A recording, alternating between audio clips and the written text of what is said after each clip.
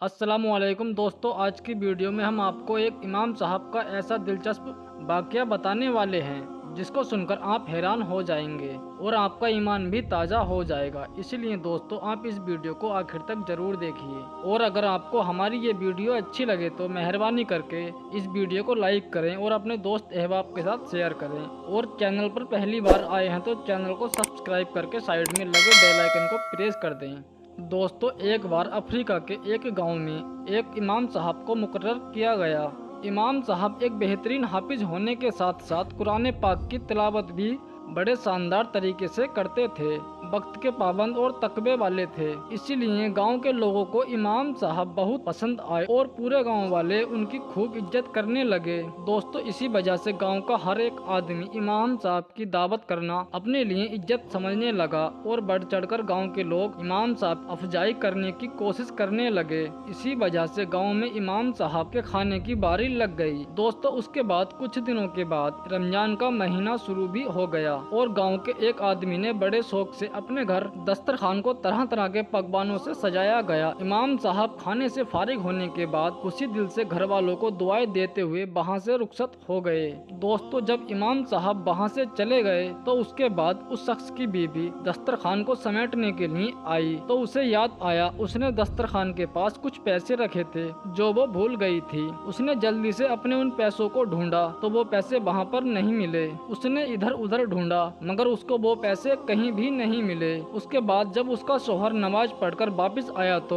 उसकी बीबी ने सारा माजरा उसको सुनाया। शोहर ने भी उन पैसों के ताल्लुक से लाइल्मी का इजहार किया। उसको नहीं मालूम कि वो पैसे कहाँ हैं। थोड़ी देर गौर फिक्र करने के बाद उन्होंने सोचा कि आज इमाम साहब के अलावा हमारे घर में कोई नहीं आया है और इस घर में हमारे सिवाय एक दूध पीती बच्ची है, इसलिए हो न हो उन पैसों को इमाम साहब जरूर उठा ले गए हैं और वो ही उन पैसों को चुरा कर ले गए हैं। ये सोचकर उस शख्स को इमाम साहब पर बड़ा गुस्सा आया और अपनी बीबी से कहने लगा, हमने तो इमाम साहब को इस मुबारक और बाबरकत महीने में इतनी अच्छी दावत करवाई मगर उन इमाम साहब ने बदले में हमें ये सिला दिया। मगर इन लोगों ने शर्म के मारे इमाम साहब के पैसों के बारे में पूछना मुनासिब नहीं समझा मगर वो उस दिन के बाद उस इमाम साहब से कतराने लगा। दोस्तों, इस घटना को पूरा एक साल बीत गया। फिर रमजान के महीने में उसी घर में इमाम साहब की दावत की बारी आ गई। शोहर ने बीते रमजान के वाकये को सामने रखते हुए बीबी को मशवरा किया कि हम इस बार इमाम साहब की दावत नहीं करेंगे। मगर उसकी बीबी अच्छी थी और अपने शोहर से बोली कि हो सकता है इमाम साहब की उस दिन कोई परेशानी या मजबूरी रही होगी,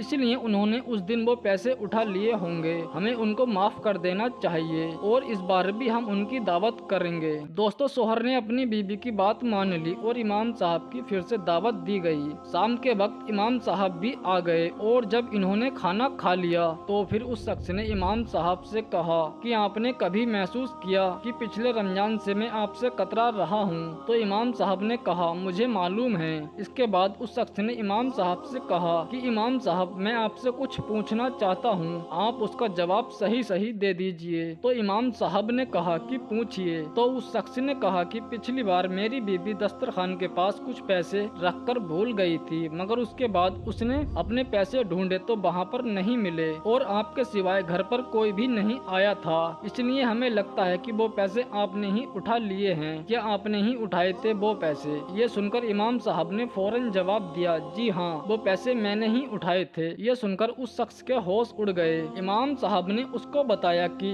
उस रोज मैंने दस्तरखान के करीब में कुछ नोटों को बिखरते हुए देखा था, खिड़की भी खुली हुई थी और पंखा भी चल रहा था। मुझे लगा कि ये पैसे कहीं बाहर न चले जाएं, इसलिए मैंने उन नोटों को जमा करके उठा लिया। इतना कहकर वो इमाम साहब अपना सिर झुकाकर रोने लगते हैं। ये देखकर दोनों मियाँ बीबी परेशान होने लगते हैं और पूछने लगे, इमाम साहब क्या बात हुई, आप क्यों रो रहे हैं? इमाम साहब ने कहा, मैं इस बात पर नहीं रो रहा हूँ कि आप लोगों ने मुझ पर इल्जाम लगाया, आप लोगों ने मुझे बेइज्जत किया, बल्कि मैं इस बात की वजह से रो रहा हूँ कि आज उस बात को पूरा एक साल बीत चुका है और इस 1 साल में तुम्हारे घर में किसी ने भी कुरान पाक को नहीं छुआ है। अगर कोई एक बार भी सिर्फ कुरान पाक को खोल भी लेता तो तुम्हें तुम्हारे पैसे वापस मिल जाते। इतना सुनते ही वो शख्स दौड़ता हुआ घर में रखे कुरान पाक के पास गया और जल्दी से उसको खोलकर देखा तो कुरान पाक में वो सारे के सारे पैसे मौजूद थे। ये देखकर वो शख्स बहुत शर्मिंदा हुआ और कुरान पाक को चूमने लगा और इमाम साहब से माफी भी मांगने लगा और उसने इमाम साहब से कहा आज से वो हर रोज कुरान पाक की तिलावत करेगा। दोस्तों, एक और दिलचस्प वाकया आपको सुनाने जा रहा हूँ जिसको सुनने के बाद आपका ईमान ताज़ा हो जाएगा, आपका यकीन अल्लाह ताला पर और ज्यादा बढ़ जाएगा। दोस्तों, एक औरत है, वो बयान करती है जिसका शोहर उसको छोड़कर कहीं चला गया और फिर वो उसकी राह तकती रह गई मगर वो वापस नहीं आया। जब मेरा शोहर मुझे छोड़कर गया तो मेरी गोद में छोटी सी बच्ची थी। जब मुझे मेरे शोहर की वापसी का यकीन ना रहा तो मैं अपने बूढ़े बाप के साथ रहने लगी। मेरा बाप भी इस तरह बूढ़ा हो चुका था कि वो मजदूरी करने और पैसे कमाने के लायक नहीं था। हमारे हालात आए दिन बिगड़ते जा रहे थे और नौबत फांकों तक आ पहुंची थी। एक दिन मेरी बच्ची को शदीद बुखार आ गया और फिर घर में भी खाने को कुछ नहीं था। दवाई के लिए पैसे तो दूर की बात थी। मैं सख्त परेशानी की हालत में बैठी रो रही थी। हमारी मदद करने वाला कोई नहीं था। अचानक से मेरे दिलो दिमाग पर अल्लाह ताला का ये इरशाद छा सा गया कि कौन है जो सुनता है जब वो उसको आवाज देता है और उसकी मुसीबत को दूर करता है, जो सूरह नमल की आयत है। अल्लाह की इस आयत ने मेरे अंदर अल्लाह रब्बुल इज्जत पर ऐसा भरोसा और ऐसा तवक्कुल पैदा कर दिया कि मैं उठी और अपनी बेटी के माथे पर ठंडी पट्टी रखी। उसके बाद वुजू किया, 2 रकात नमाज पढ़ी, 2 रकात नमाज की नियत बांधकर नफिल नमाज अदा की और दोबारा नियत बांधकर अल्लाह के हुजूर में सजदा रेज हो गई। बच्ची की तकलीफ की वजह से नमाज भी मुख्तसर सी पढ़ी मगर दिल में अल्लाह की जात पर अजीब सा तवक्कुल और भरोसा जाग उठा था। मैं इस अमल को बार बार दोहरा रही थी। 2 रकात नमाज पढ़ती और दुआ करती और बच्चे की पट्टी को चेंज करती।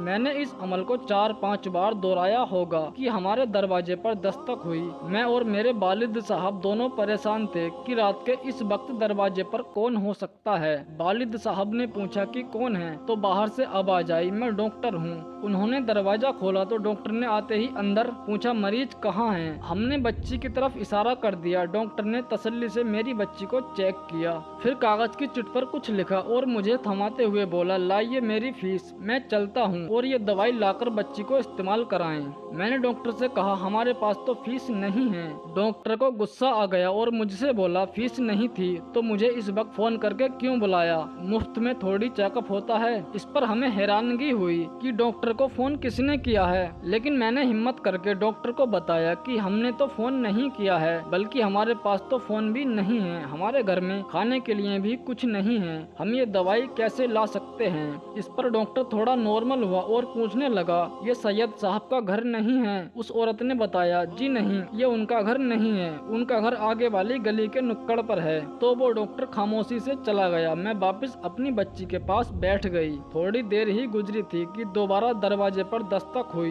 वही डॉक्टर दोबारा हमारे घर पर आया और उसने कहा कि मैं उस वक्त तक नहीं जाऊंगा जिस वक्त आप लोगों की पूरी कहानी ना सुन लूं। मैंने सारा माजरा उसको सुनाया। उसने हमें तसल्ली दी और खुद जाकर मार्केट से दवाइयाँ खरीद लाया और साथ में हमारे खाने पीने के लिए भी काफी कुछ देकर गया। उसने अपने हाथों से मेरी बच्ची को दवाई पिलाई और जाते वक्त ये कहकर गया कि अब आपको किसी किस्म की कोई फिक्र करने की जरूरत नहीं है, मैं हर महीने आपको आपकी जरूरत का सामान पहुंचा दिया करूंगा। तो दोस्तों, ये है अल्लाह पर भरोसा और तवक्कुल का सिला। जब इंसान अल्लाह की तरफ पूरे यकीन के साथ रुजू करता है तो अल्लाह उसकी मदद जरूर फरमाता है। अल्लाह ताला हम सबको कहने सुनने से ज्यादा अमल करने की तौफीक अता फरमाए। आमीन सुम्मा आमीन। अल्लाह हाफिज।